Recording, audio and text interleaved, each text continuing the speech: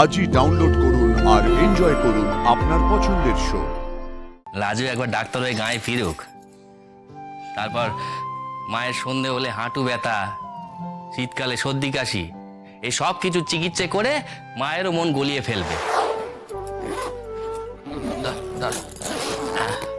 হয়েছে, আমি করে দিচ্ছি।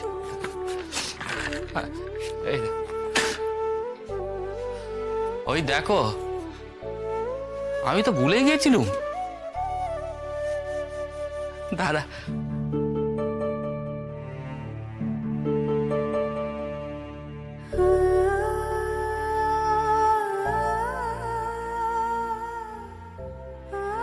এই নে লাজু, এইটি তোর কাছে রাখ। আমার কাছে তো টাকা আছে, বলেছিলাম তো।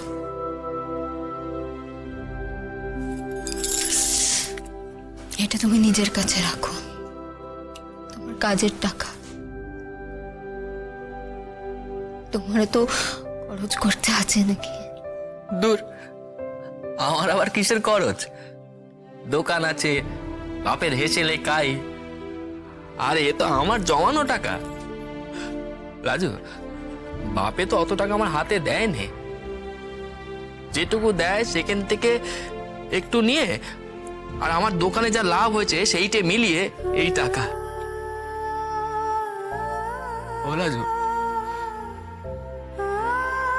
রাখ না রে, আমার খুব ভালো লাগবে।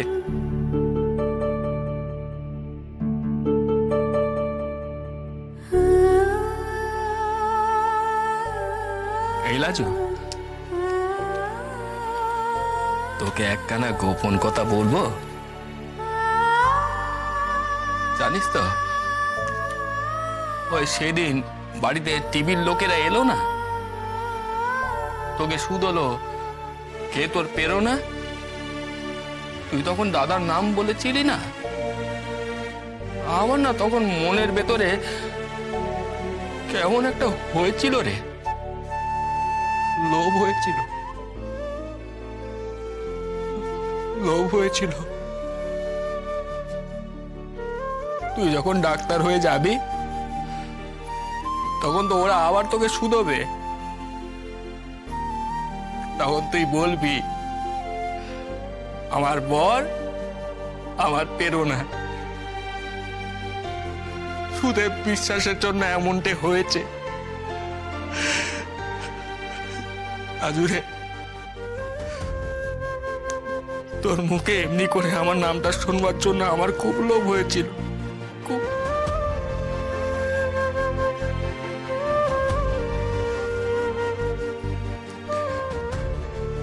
সেই জন্যই তো মোড়ল থেকে শুরু করে সব পয়সাওয়ালা লোকের ঘরে গিয়ে আমি ধার চেয়েছি,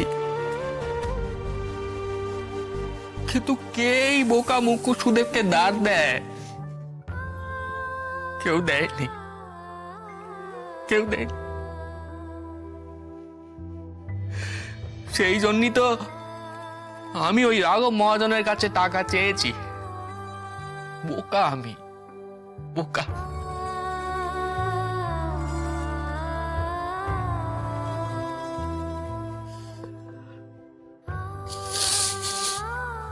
রে,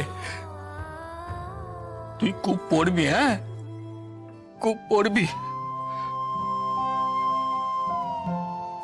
তুই দেখিস, তুই একদিন বড় ডাক্তার হবি, তাতেই তোর বর খুব খুশি হবে, খুব খুশি।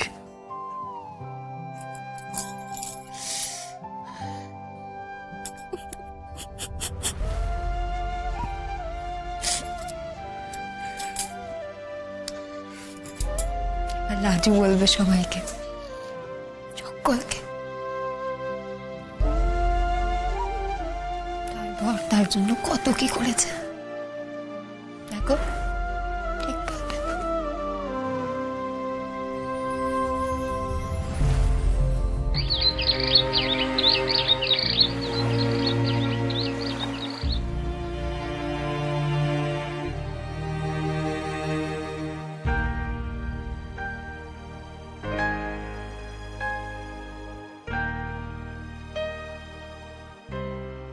তুমি ছুটি চাটাতে এখানে আসবে তো ছোট বৌদি?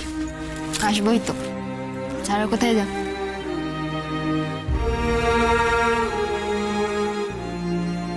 আমার তো সেভাবে কোনো বন্ধু নেই ছোট বৌদি। তুমি থাকলে তোমার সঙ্গে গল্প করে আমি সুখ পাই।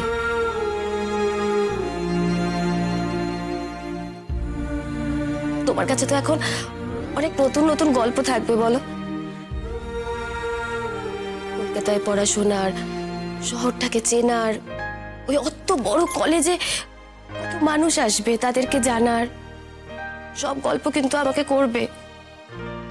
বলবো, সব বলবো। তুমি কিন্তু এখানে বাচ্চাদের পড়ানো বন্ধ করো না দীপা দিদি। আমি হপ্তাহে হপ্তাহে যখন আসবো আমিও পড়াবো। পড়ানো বন্ধ করব কেন গো? এটাই তো আমার কাজ। তাই তো। ওই যে একজন ছিলেন এই বাড়িতে, পড়ানোটা শুরু করে দিয়ে গেছেন, আর আরেকজন রয়েছেন, ইনি খালি ছেলে পড়ানো আর নিজের পড়াশোনা, এছাড়া কোনো দিকে মন নেই। ছেলের বউ করে যাকে ঘরে আনলুম সেও হয়েছে আর এক বিদ্যেবতী। সংসার ভেসে যাক, পড়াশোনা যেন চলে। আমিও দেখবো কিরকম ডাক্তার উনি হন। ভালো ফল যেন আর পৃথিবীতে কেউ করে নেকো। ডাক্তার মুক্তার যদি সবাই হয়ে যাবে, তাহলে সংসার ধর্মটা কে পালন করবে শুনি?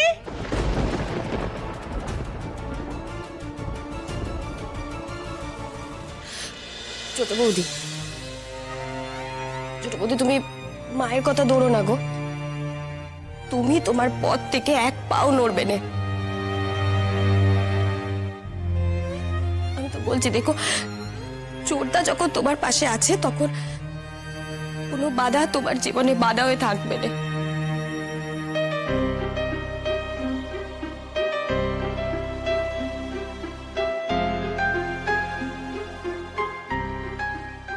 দীপা,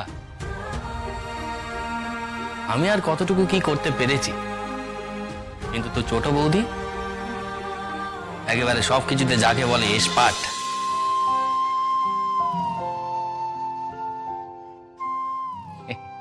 তুই দেখিস না, লাজু একবার ডাক্তার হয়ে গায়ে ফিরুক, তারপর মায়ের সন্ধে হলে হাঁটু ব্যথা, শীতকালে সর্দি কাশি, এই সব কিছু চিকিৎসা করে মায়েরও মন গলিয়ে ফেলবে। থাক বাচ্চা, থাক। এই গ্রামে যতদিন অবনি কবরেজ আছে না, ততদিন অন্য কারোর কাছে, মানে ঘরের বউয়ের কাছে চিকিৎসা করানোর থেকে আমার মরে যাওয়াই ভালো।